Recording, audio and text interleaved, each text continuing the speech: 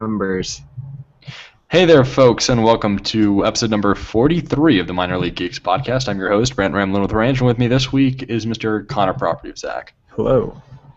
So the show's format has changed over the past 40 some odd episodes, and it used to be a gathering of a bunch of people, and it's been a lot of one-on-one shows recently. But I actually don't mind that because, there will be ebbs and flows, and as people's schedules change, and as the school season starts, and more people get different jobs and move around and stuff. Yeah, the podcast, it'll evolve. It's an organic thing, an organism.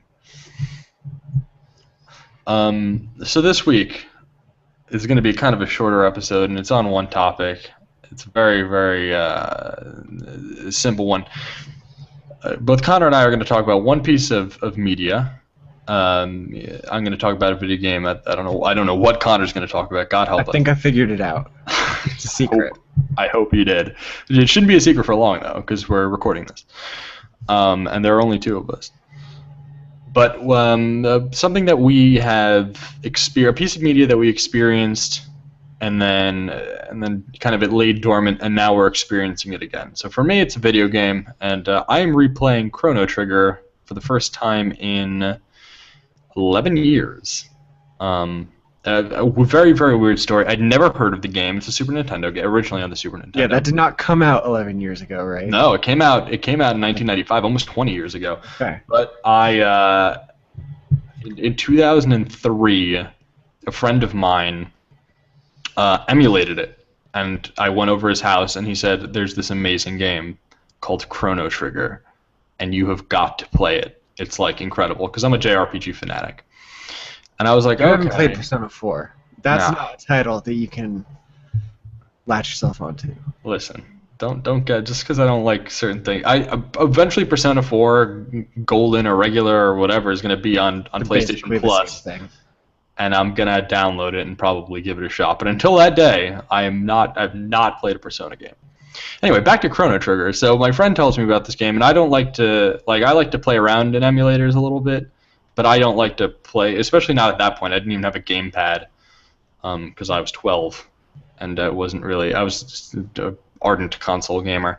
So I didn't really like the idea of playing a Super Nintendo game on a computer with a keyboard. It just seemed like not the way that I wanted to, not the kind of life I wanted to live.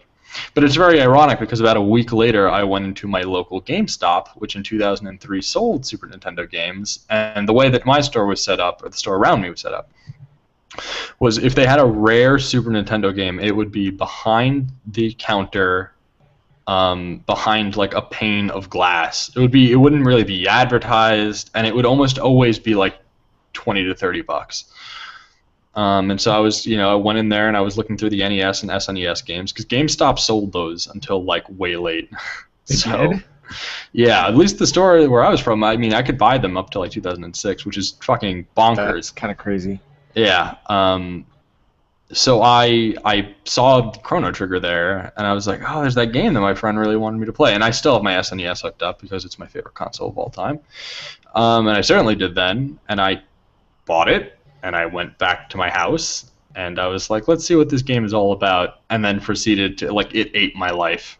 So what is this game all about? Why should I revisit it for the first time? Oh, well, first of all, you should visit it for the first time because right now, as you're listening to this, yeah, there's a Square Enix sale on the PlayStation Network, and the game was ported in 2000, I think the late either 99 or 2000 to the PlayStation.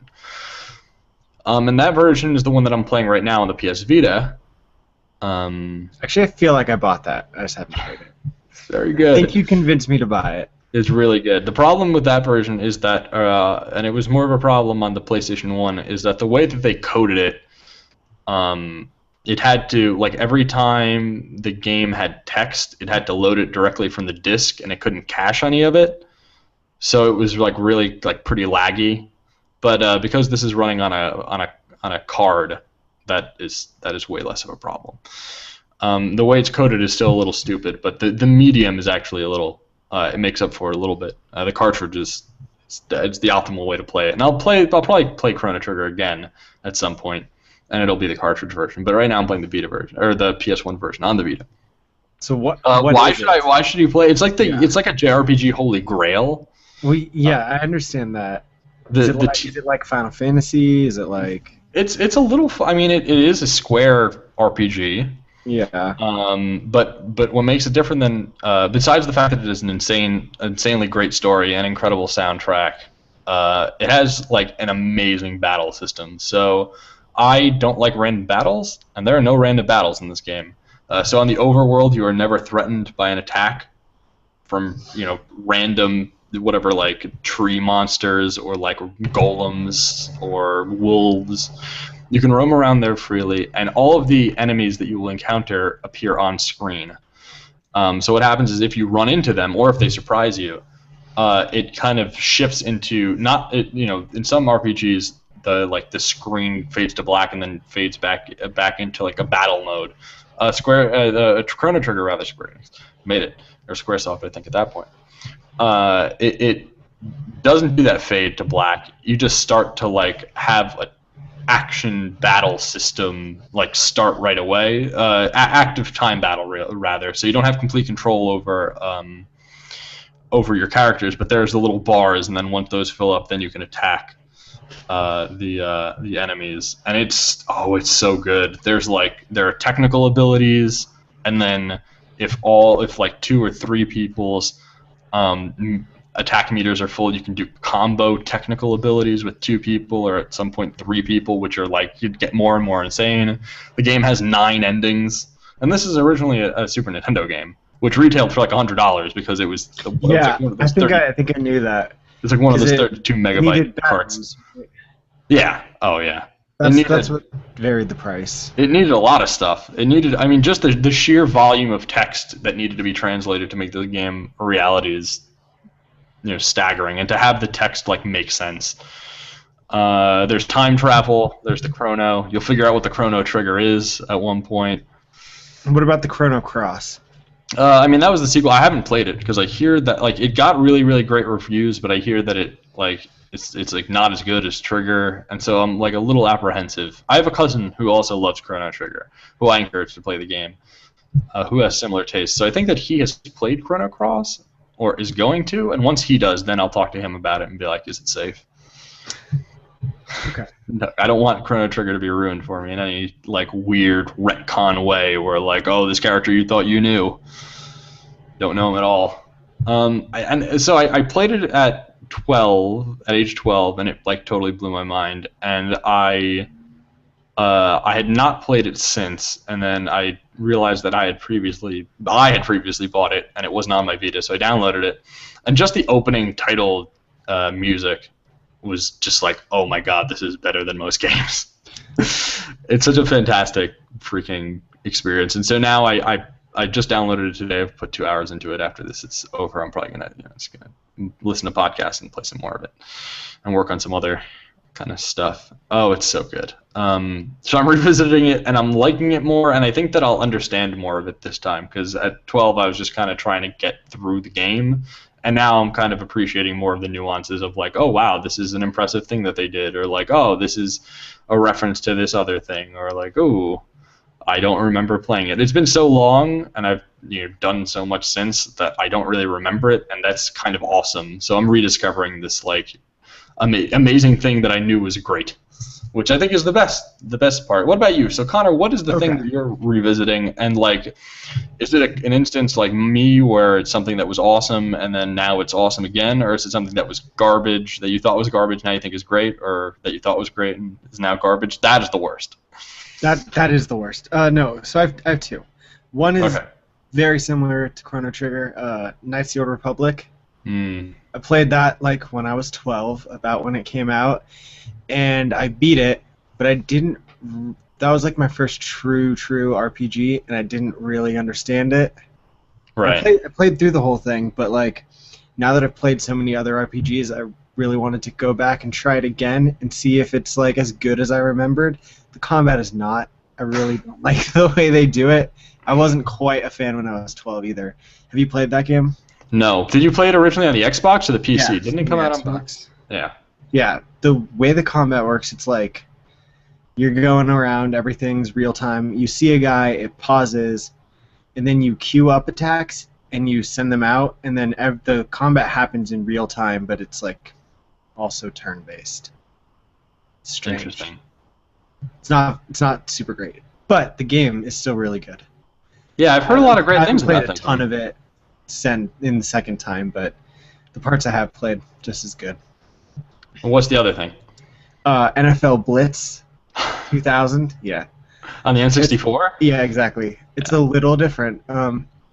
I've been playing that with my roommate. We got a 64, and she was like, we play that in Tony Hawk, and man, playing Blitz when you're 9, you're just like jamming on the buttons, not really paying attention to anything. Playing Blitz when you're 20, you get into that. Like it's whole strategies. It's a different game. It's a great. Actually, let's talk about that for a little bit. NFL Blitz is a really good game. Real good. At 2000. Yeah. I've heard from one Jeff Gersman that NFL Blitz 99 is better.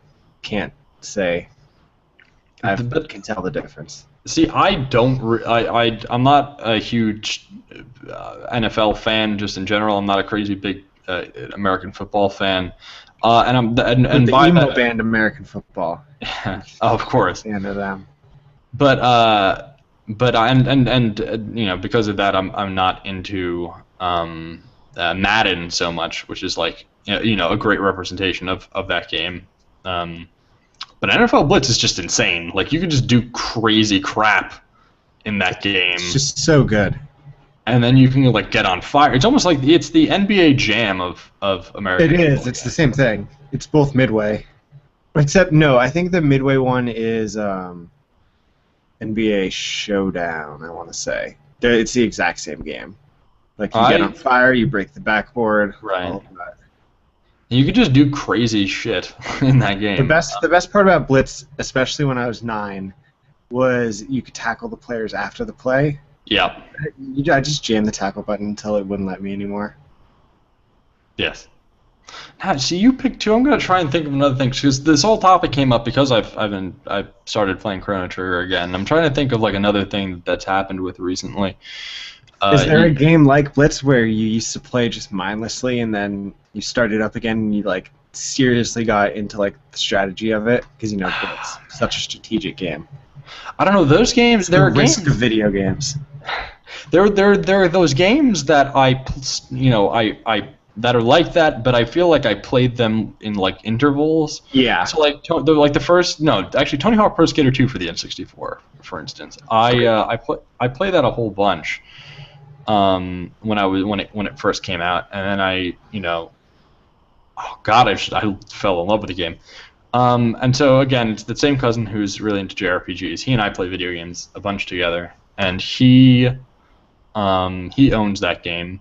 And so like every couple of years we'll bust out Tony Hawk's Pro Skater 2, and then every couple of years as we got older, we got like progressively more and more into the like minutia and strategy rather than more like kind of button mashing, because that's what that game was.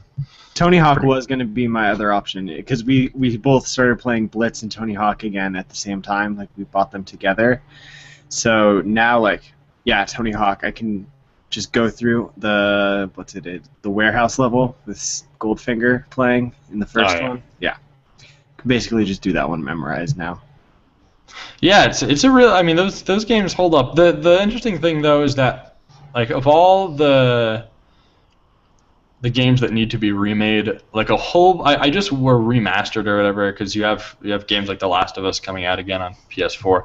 Like I just wish that they would take all of the 3D games from the PS1 and N64 generation that are kind of like worth a damn, and at least like go in and anti-alias them. Do basically what they did to the Banjo-Kazooie and Banjo-Tooie for Xbox Live Arcade. Yeah. Well, did you play the Tony Hawk HD re-release? Yeah, it was disappointing. It was terrible. It was not good. There was no Goldfinger. The game played differently. No good. No mas. I said for years that like what they should do is put out the Tony Hawk's Pro Skater collection. Just like put it all out, remake all of them in high definition, and then because they beat the franchise into the ground. But those early games are so good. Like 1 through 4, I want to say are good. 1 through 4 are really good, and then I liked Underground because Underground. Yeah, you could get off the board. Exactly. And then after that, they did kind of like all that they needed to do. I mean, they cranked them out at such a crazy interval. There's on Polygon.com. There's like a Neversoft post-mortem because the company just closed down. It has some sort of crazy stat how they put out like 9 Tony Hawk games in 8 years. Yeah. Well, what was it? It basically turned into like Bam Margera Pro Skater. Right. But the interesting thing is, so I played 1 through 4 really on N64, then GameCube, and then I kind of like lost interest in it because that would have been around 2003. But I picked it up again when Tony Hawk's American Skateland came out. On the Wii? No. On the 360? Yes. Oh, wow. And so it was a 3D Tony Hawk game that I could play in anywhere, and that was kind of like in the era where what I wanted to do was like, okay, when the DS came out and showed that you could do 3D and launched actually with speaking of nostalgia, Super Mario 64 DS, which is the first time that I'd play that game really. That's the first game I ever played. Yeah. So I got the DS on launch. So when they proved that you could take one of my favorite games and by virtue of and also one of the quintessential 3D games of all time, and you could put it on the console, like the first thing I wanted was like, all right, well then when are we going to get more of my favorite franchises on the go? And then the Zelda games on DS were kind of disappointing. Thankfully on the 3DS so far, the Mario and the Zelda games have been knocking it out of the park. But the only problem with a re-release of Tony Hawk is the licensing. I know. Yeah, that's you have to have every single song. Yeah, I know. To do it right, I agree. The holy grail actually for the Tony Hawk's franchise for me is a very weird one, and that is Tony Hawk's Pro Skater 2X for the original Xbox. Because originally So here's the interesting bit about that game. That game was because the Xbox came out after the first Tony Hawk game and after the second Tony Hawk game, and actually I think it was like even around the time of the third Tony Hawk game, and it hadn't proven itself, so they didn't port it or they didn't get the right hardware in time. So Tony Hawk's Pro Skater 3 didn't come out on the Xbox. I don't think it ever did, but it missed that. So what they did was take the first Tony Hawk game in its entirety and the second Tony Hawk game in its entirety and ported it to the Xbox with Xbox graphics and that kind of stuff, and then added more levels. So that is like the ultimate super secret collector's version of the first 2 games. Yeah, I think I had that for like a week when I was in like 8th grade or something, because I remember looking at that being like, I don't really understand the difference, but it's still Tony Hawk, so I'm cool.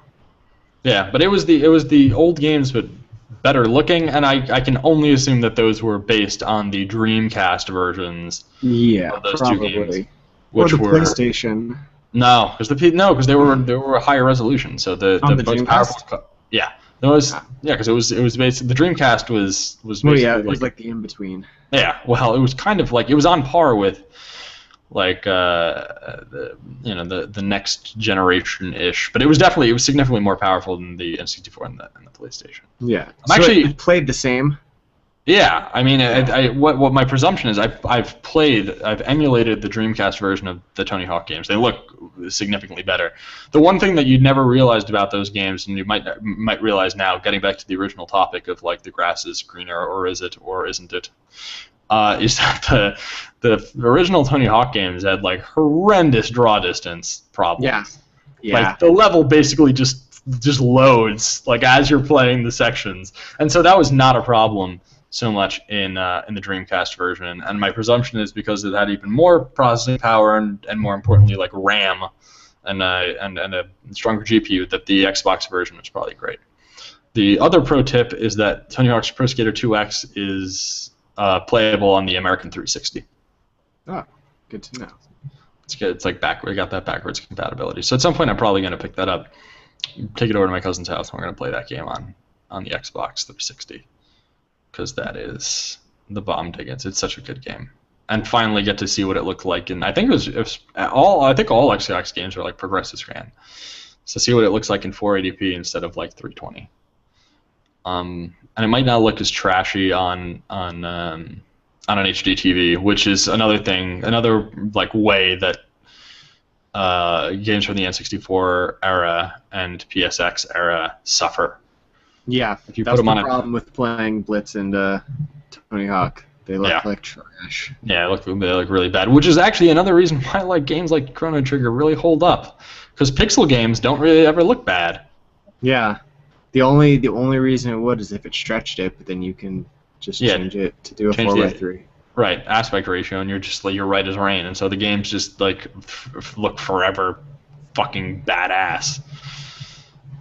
Oh man, if they went back and just ported or did some remakes of some of the little lesser loved titles, I'd be really happy. Like Jet Force Gemini, which I'm sure is a way worse game than I remember it being. That's a game that I'm scared to go back and play because I have fond ass memories of playing that game. And I'm really afraid to go back and play every single original Xbox game except for Halo. Yeah, well, that game is like, it's proven as the test of time. Well, like Jade Empire. Yeah, stuff like that. Just like I liked the weirdest games on the Xbox that I'm sure were all horrible. Tak and the Power of Juju. No. Which I think had like a sequel. I'm just trying to think of like great games that I want remade, or again Banjo-Kazooie /Tooie-ified, which is just up-resed and made to look pretty on modern consoles. Paper Mario, ironically enough, the 3D looks really, really good, but like there are also sprites in that game which look really low res. Like if you ever emulate it, like the 3D in the game looks like really good, but like Mario looks like a little pixely and stuff like that because he's on a sprite on the 64 Paper Mario. Yeah. I didn't realize how much of a technical leap Thousand Year Door was until I went back and replayed that game, which is also phenomenal. Yeah, that one looks crazy. Yeah, it's awesome, but it also in terms of graphical fidelity, it really pushed the GameCube in a positive direction, which I'm really appreciative of. I'm trying to think. Well, they're actually, ironically enough, they're bringing out the Resident Evil remake again. But they're doing what I kind of want them to do, except that game was pretty much perfect as is, except it was only available on the GameCube, which makes it weird. So and also on the Wii. So I read an interview with the folks redoing it, and they're like, basically what we did is we if it was a machine, we took it apart, polished up all of the parts individually, and then put it back together. So it's going to be 1080p on PS4 and Xbone, and I'm going to buy that game because that game is amazing, but it'll scare the pants off of me. Yeah, because the GameCube remake was like, I never played the original Resident Evil because I was like not of age when it came out. It's campy, which I love. Yeah. So now when you play it, it's kind of silly, but the remake is still like really scary. Yeah, I mean they added like the entire like sections to that game, and they made it's interesting. They made the game that they wanted to make but couldn't make in 1995, which is great. But see, there are interesting things like they took the PS1 version and ported it to the DS, and so it was just another like weird, not great looking version on another device. So it wasn't even like it was a remaster or something like that. Oh man, it's really good. I'm interested to see. There are also games that I've played recently that I'm not going to play for a while, and it makes me interested to think like which will hold up. Like Fez. I just finished playing Fez. Finished it. Fez is great. I didn't 100% it. I'll probably eventually go back and 100% it. Didn't you start it on like Tuesday? Yeah. Okay. It's not a game that takes like an insane amount of time to finish. It's hard though, right? Yeah, I mean it bends your brain. I'm gonna look something up really quickly, but yeah, it kind of bends your brain more than it's crazy challenging. Okay. What other games are like that? For me, I'm like not gonna play The Last of Us for a real long time. Right. By the way, the world record for any percent, which is what I did for Fez, is 34 minutes and 39 seconds. Is that with glitches? I mean, I haven't watched it. I don't think that it's going to be. I think it's just like if you know where things are. Oh no, there's a better one, a new one, a new world record, 30 minutes and 53 seconds. If you know where things are, it's a really easy game. But if you don't, then there are some hard-ass puzzles. And I did most of it just as is, and then there are these things called anti-cubes, and I'm like, no, I want to see what the game is really like. And so I looked up how to do some of the anti-cube stuff. But I unlocked a fair bit of it myself. I don't mind using FAQs like that.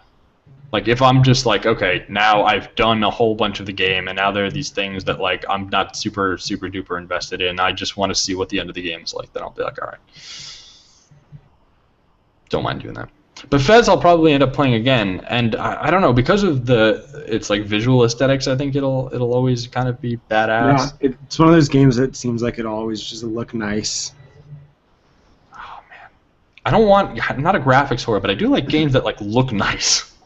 Yeah, that are like presented. It doesn't have well. to look realistic. It just has to be pretty. Yeah. Like sound shapes, the game looks so good. Yeah. Castlevania Symphony of the Night is really good.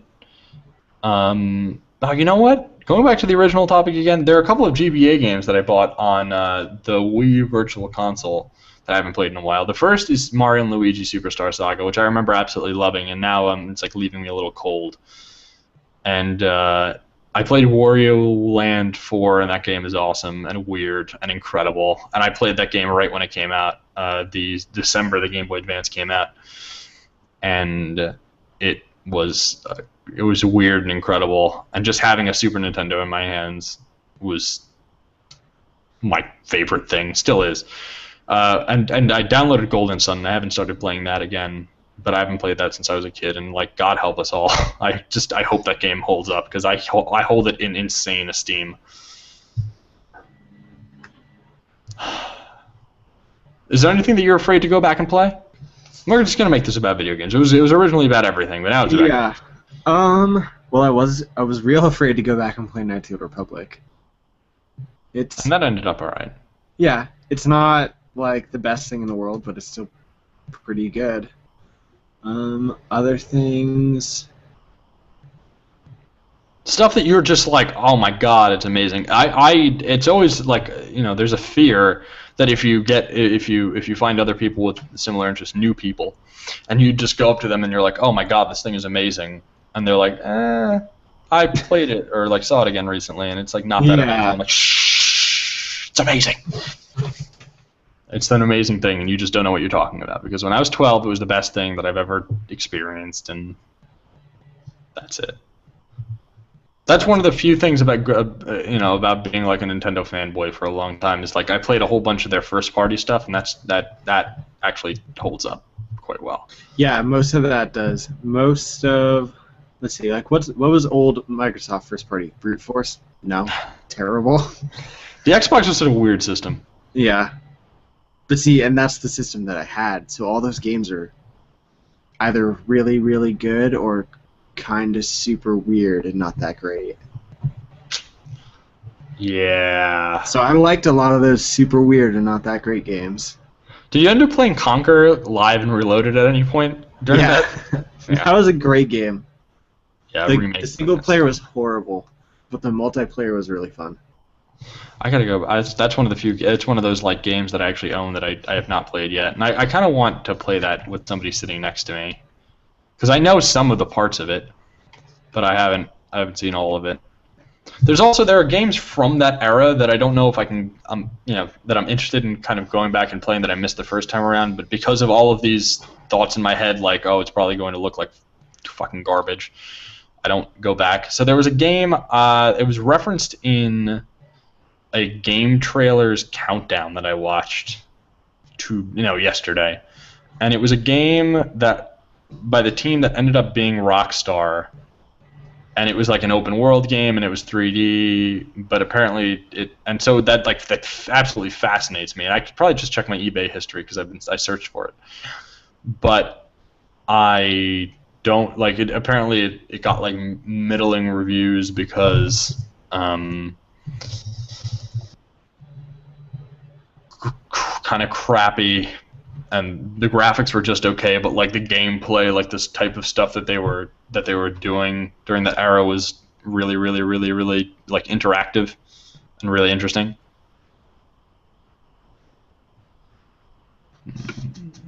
I've heard of the game you're talking about. I can't think of the name though.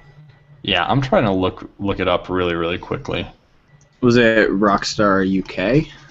No, it ended up being Rockstar East. Is there a Rockstar East? No, there is no Rockstar. Rockstar North. Man. Yeah, that's UK. Oh, it is? So we got Nintendo arrangement, Body Harvest. That's what it was. Nope, not what I was thinking of. Yeah, Body Harvest came out in 1998. It's only $10 on eBay, like shipped. Here you go. I'm gonna read you the first paragraph of the plot, and you tell me if this is a winner. All right. The opening text tells of how an alien force has harvested the population of Earth over a 100-year time period. Every 25 years, they would land and imprison whole areas in shields that prevented anyone from leaving and any outside help getting in. The aliens would harvest the population in the area within a time limit of 1 day before moving on to another area. After repeating this several times, they would teleport back to their homeworld, an artificially created comet, before returning exactly 25 years later as it had completed its orbit around the nearby star systems back to Earth. Greece was the first targeted area in 1916. Southern Spain was the second, Eastern Canada was the third, and the South Island of Japan was the fourth. In 1941, the first targeted area was Java. In 1966, it was the U.S., presumably somewhere in the southwest between Nevada and Arizona. And finally, 1991 was Siberia. The player only has to stop the aliens in the first area that they target in order to save every future targeted area of that time period. So you're time traveling. No, you're not time traveling. You're just a person on a mission trying to save the world. Because my presumption is that you start in 1914, and so if you or 16, and if you mess up, then that whole area of Earth gets like destroyed and assimilated, etc., etc. And then you can try again 25 years later. They come again, then you get a chance to save that time period and everything going forward. But if you nail it at first, you win. I don't know how the fuck that works. I don't know. Sounds like XCOM, except not a strategy game. In a way, it sounds like Chrono Trigger because you can. There's a huge new game plus component, and because there are 9 endings, you can like beat the main boss close to the beginning of the game and get one of those endings. It's a phenomenal game. I'll play it. You should play it. Here, I'm gonna send you. Do you have the chat open on Gmail? Or on this? Open the chat. Are you sending me Body Harvest? Oh no, I'm sending you a screenshot of the game. Yeah, that looks nice. That's what I'm looking at. Real nice. It is an orange person, and there is a giant spider, and there's some trees. It doesn't really look the best. There's a lot of pixels. Yeah, it doesn't look the best. A lot of N64 games just look terrible now. Yeah, I know. I really know. Just trying to think. Now, just seeing if you search for it, you can see people who just post pictures of cartridges, probably from eBay auctions. Body Harvest being one of them. Glover, man, I bought into that game. No. The game was hella interesting. You played as a glove. I wonder if there are any references to Body Harvest in Grand Theft Auto games, but nobody catches it because the game was probably bought by like 6 people. Yeah, probably. You got an 8.4 on IGN though. Yeah. Per Schneider thought it was great. oh, this game looks like fucking trash. Like visually, the game looks so bad. But I think that's because it's supposed to be like an open world game, and doing that on the N64 meant sacrificing, like whatever. You couldn't have your cake and eat it too the same way that they could when the PS2 rolled around and they made Grand Theft Auto 3, which actually, when you go back and play it, is like more of an achievement for the time than holds up in certain regards. Yeah, Grand Theft Auto 3 does not hold up that well. Indeed. Kind of, we've spoken about. I think we've spoken about this for long enough. Just talking about whether or not the grass is greener, whether the grass exists at all. It's all in your mind. We hope you've enjoyed listening to this episode of the Minor League Geeks podcast. I hope that we've encouraged you to call games from your collection and replay them, but also be horrified that they might be garbage. Because that is the weird trade-off. So it's the end of the episode. Connor, where can people find you on the internet? You can follow me on Twitter at ConnorPoz, ConnorPoz. We forgot to put up our little lower thirds today, so... Yeah, I noticed that. Read that, yeah. Other than that, you can find my writing on propertyofzach.com, and that's about it. What about you? You can follow me on Twitter at BRange. I'm cooking up a new project. More to come on that in the near future. It's going to be rad, hopefully. Just listen to the show. Yeah, rate us on iTunes. Share this with your friends, or if you hated it, with your enemies. Because I hope somebody ever does that. That would be so great. It's just like, hey, man, I know you, and you're really going to like this. I loved it. And I hope the person that they hate loves the show and then shares it with other people, and then it gets popular, and the original person who gave it to that, the hated person, feels like really like, fuck. Now I have to hear with all these people talking about the Minor League Geeks podcast. Speaking of, you can follow the podcast on Twitter at MLGeeks. You can send comments, questions, and concerns to minorleaguegeeks@gmail.com. And I think that we're at the end of the road for this week. Thank you very, very much for listening, and until next week, stay classy.